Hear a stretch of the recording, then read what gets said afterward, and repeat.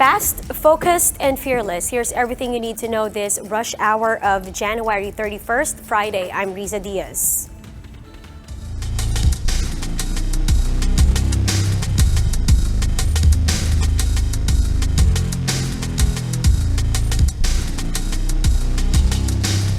Opening today's rush with the World Health Organization finally declaring the novel coronavirus a global health emergency. The WHO said recent weeks saw an unprecedented outbreak. Right now, the death toll from the virus in China has reached 170, while nearly 8,000 cases have been reported. The WHO made it clear that the declaration was not a vote of no confidence in China, but a response to threats of the virus spreading to other countries with less developed health systems. With a state of global emergency in place, the WHO may issue recommendations to all countries to prevent or reduce the spread of the virus. However, the agency has no legal authority to sanction countries that would be going against those recommendations. The main reason for this declaration is not because of what is happening in China, but because of what is happening in other countries. Our greatest concern is the potential for the virus to spread to countries with weaker health systems and which are ill prepared to deal with it. Let me be clear. This declaration is not a vote of no confidence in China. The first case of the novel coronavirus in the Philippines has been confirmed. She's a Chinese national from Wuhan who had visited at least 3 cities in Luzon and Visayas over the past 2 weeks. Rhea Fernandez has the report. The Health Department confirms the first 2019 nCoV case in the Philippines, a 38-year-old woman from Wuhan who arrived in Manila via Hong Kong last January 21. But it was only 4 days later after arriving when the patient experienced mild cough and sought medical help. Her swab samples were sent to Australia for confirmation. Results came Thursday and she turned out positive for the virus. DOH Secretary Francisco Duque notes that the patient is asymptomatic. This means she does not display any symptoms. The patient is currently under quarantine at the San Lazaro Hospital in Manila. Authorities are now tracing individuals who may have had encounter with the patient during her stay in the country. And we are looking at the places where they've been to in Cebu and in Dumaguete. Duque says he is now recommending the temporary restriction of travelers from the Hubei province, where Wuhan City, the epicenter of the disease, is located. Duque earlier rejected the idea of banning Chinese tourists in the country, fearing that it could sour diplomatic relations with China. He allays the public's growing fears about the virus. I assure that the public that the DOH is on top of this evolving situation.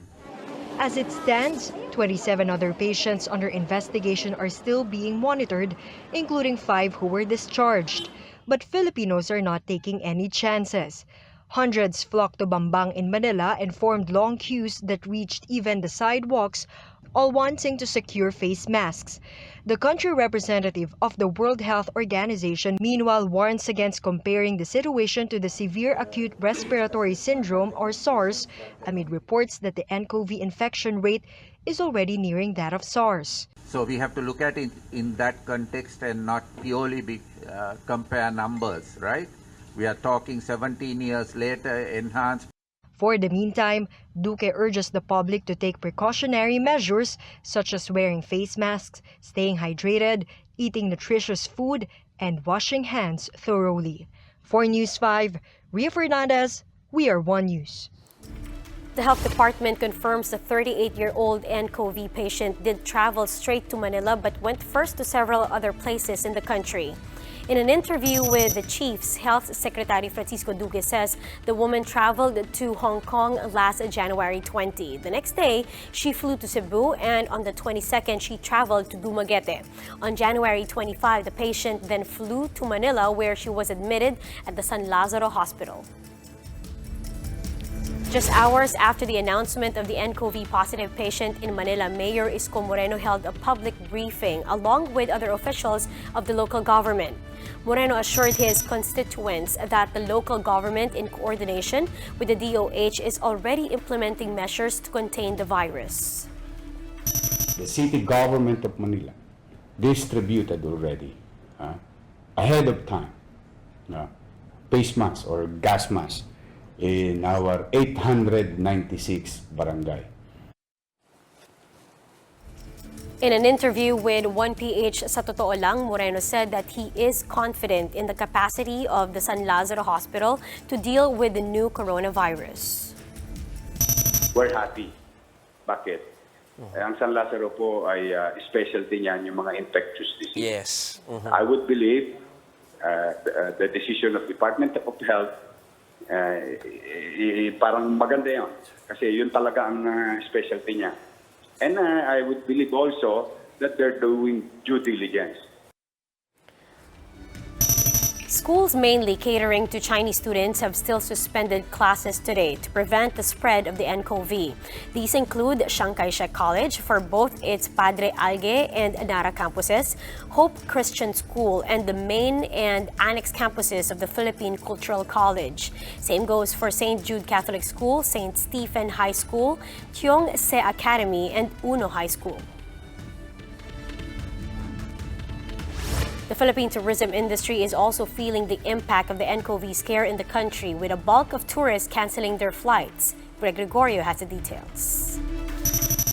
Travel agencies in the country are now feeling the pinch of the coronavirus scare. In this agency alone, 24 clients have canceled their booked flights to China and Hong Kong. They had to refund the payments. Sa news and everything else, may danger na pumunta, magkakaroon ka ng infection, magkaroon ka ng flu or whatever.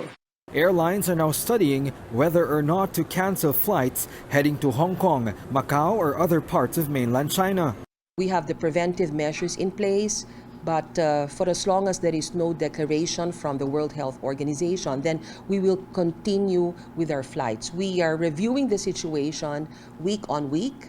We are looking at, we're monitoring the situation with the WHO and other authorities, and we will see kung ilan na lang ba yung natira na gusto pang lumipad. Philippine Airlines has 69 flights to different parts of China in a week, while Cebu Pacific has 232 weekly flights bound for China. So far, PAL has canceled chartered flights from Calibo to Nanjing, Guangzhou, and Shanghai as Chinese tour groups have been suspended. AirAsia has direct flights from Calibo to Shanghai and Shenzhen. These airlines assure their China-bound clients can opt for a refund or rebooking without penalty. They are free to make changes to their travel plans. But with arrival declining, businesses in Boracay are suffering. These Chinese New Year celebration alone, the volume of Chinese visitors was halved. Everybody will be affected. The economy will be basically affected. But the local government of Cignal Island is not taking any chances. It has barred the entry of tourists from mainland China and other Asian countries affected by the virus. The LGU says it's safety over tourism. Saka pa ba siya kikilos, di ba? Kung andyan na yung problema. So we don't have to wait for a case to be reported. Resort owners in the island agree with the ban. They said they are already expecting booking cancellations and fewer guest arrivals. It is still unknown until when the ban will be imposed. Actually, may epekto, pero other side, doon na po yung proteksyon sa atong mga tao dere sa namuyo, especially sa atong pamilya. The City Health Office in Cignal is monitoring 10 Chinese tourists. They arrived in Davao City from mainland China last Tuesday. The Department of Tourism, meanwhile, also fears that a novel coronavirus outbreak could pose a long-time negative effect in the country's tourism industry. For News 5, Greg Gregorio, we are One News. After confirmation of the first nCoV case, the Health Department again reiterates the need for proper personal hygiene. The DOH reminds the public to wash your hands often with soap and water and for at least 20 seconds. An alternative is rubbing your hands with alcohol. Now cover your mouth when coughing or sneezing and try to maintain a distance of not less than 1 meter from the person next to you. Now if you can also avoid crowded places, that's much better. Stay hydrated. Secretary Duque says keeping the throat moist will prevent virus from attacking it. Or attaching rather to it. Now, apart from this, take your vitamins and eat food that's rich in vitamins A, C, D, E, and zinc, or drink fruit juices. Wearing face masks is also advised. The Catholic Bishops' Conference of the Philippines is discouraging the public from holding hands during Mass, particularly in the singing of the Lord's Prayer. Church leaders say it is their pastoral duty to remind the faithful to heed the health recommendations of the medical experts to help prevent the spread of the disease. Now, aside from this, the CBCP is also discouraging the shaking of hands during the exchange of the sign of peace. It is also recommending the church-goers receiving communion with their hands and not with their mouth. Parishes are also reminded to check and change their holy water and install protective barriers on the grills of confessionals. Now, the CBCP is also calling on parishes to pray the Oratio Imperata in all weekday and Sunday masses starting February 2. It is a prayer not only for those inflicted with the nCoV, but also for those who are at risk of contracting the virus.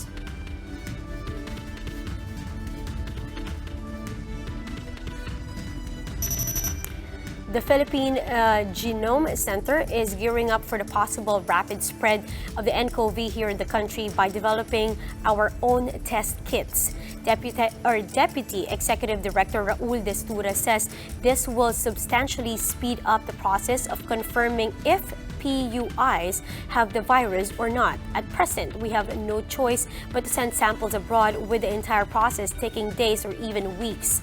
Destura says the whole testing process can be cut down to just 1 hour if we have our own testing kits. The PGC says the product might be available in 2 to 3 weeks. The problem is these kits may not be enough to diagnose asymptomatic cases or those patients who are not yet exhibiting symptoms of the nCoV. Kasi hindi mo alam kung may virus siya o wala, no? Hindi rin siguro hindi rin masyadong practical pa ngayon na lahat ng sinususpect ay gagawa ng test kasi most of the time walang magpa-positive. Oo. Kasi lumalabas ang simptomas ng isang pasyente pag yung tawag namin dyan inoculum sign. Yung stamina ng virus sa loob ng katawan is high enough to start causing the symptoms. So minsan kung mababa pa yung virus sa katawan, baka hindi pa along the way. So diba? So before you release it outside, you have to make sure that you follow lahat ng protocol ng pag-develop ng diagnostic test para sa tao. To get updated with the latest facts, details, and the news on the novel coronavirus in the Philippines, aside from checking the news, you may also visit the Health Department's website. That's doh.gov.ph/2019-nCoV. The site provides not only factual information on the virus outbreak, but a timeline of the government's actions in preventing the spread of the disease in the country. After reports of scarce supply of face masks amid the Taal volcano eruption weeks ago, some residents in Manila now find the same situation. But a reminder to all, don't recycle yours. Former Health Secretary and now Iloilo Representative Janet Garin reminds people that regular face masks are not reusable. The mask cannot actually be used 24/7. Kasi iba gagamitin, itatago sa bulsa, gagamitin ulit. With face masks leaving shelves faster than the stores could restock them, the question is, do you know how to properly wear one? World Health Organization expert Sito Wing Hong of Hong Kong University demonstrates the correct way to wear a face mask in this Bloomberg report. It works. We have done many studies. Believe me, it works. But several things. Number one, you must have the right protective equipment, the right mask. Now, this is the right mask. You see, it has a blue color on the outside because it's waterproof. Then you have a white on the inside, which is absorbent. Yeah. So if I cough, it absorbs it. Now, so you're going to wear it like this. The blue on the outside, the white on the inside. You have seen people wearing it like this. Totally wrong, you see. You see people wearing masks, there's only one piece of paper. Those are not for infection control. You see this here? This tight little thick band here is to show you that you should put it on the top. Yep. Why? Because once you wear it, then you squeeze it so that it matches. You got to pinch the nose, yeah. You pinch the nose, and then you put it down. Very important because you don't want it to fall like this. If you see someone doing it, say, hey, please, you got to cover your nose. Have you seen doctors doing this? You know, talking to you like this. Yeah. This is wrong. The removal is just as important. You got to listen to this. Because once you wear a mask, you should consider it dirty. Then when you remove, you don't touch it. You remove it such that... Oh, everything's falling. Sorry, you Be remove careful. it such that it touch the... Oh, so sorry. You remove People it, don't need touch to it, know and this. drop it. Yeah. And then do hand hygiene. Yes.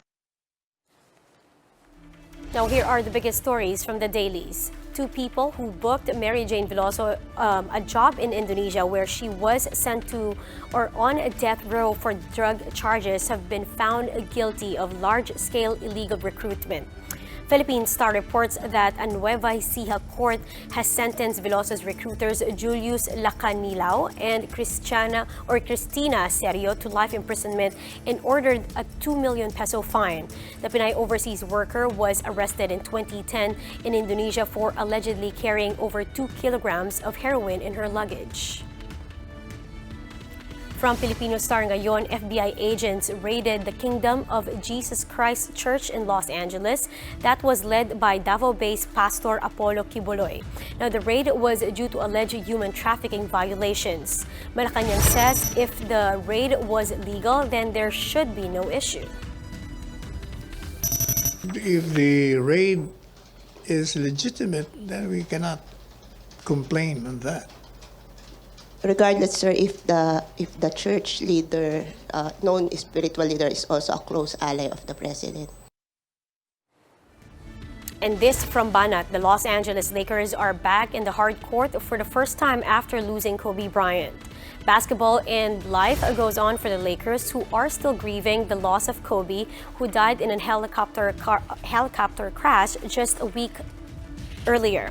Now, the league decided to call off the Lakers-Clippers game set on Tuesday to give the franchise ample time to mourn. But the players and the coaches returned to work at their training complex in preparation for their next game on Friday night. And that's how today is shaping up to be. Join us again next time for another round of Rush. I'm Riza Diaz. We are One News.